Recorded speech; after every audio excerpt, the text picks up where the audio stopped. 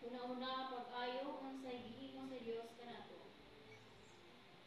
Diha usa ka pruweba nga siya nagpakamatay aron kita adunay kaluwasan.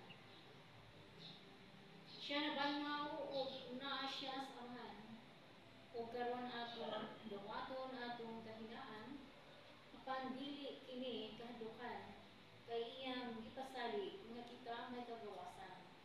Tungod sa atong pagtuo kaniya, ibalik siya aron kita magapon o isayran sa tanang kamatuoran sa Dios Amahan, Anak ug Espiritu Santo.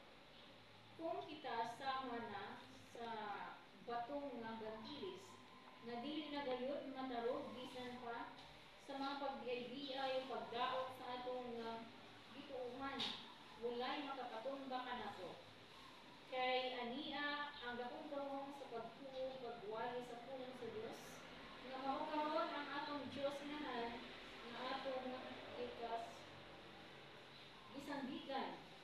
Kayaw kamo paglantugi sa binuang nga istorya. Ayaw ka mo pag-apil-apil sa mga pandaot o paghimog-dotan ng mga buhat. Sukli, kini pinagi sa mga pulong sa Diyos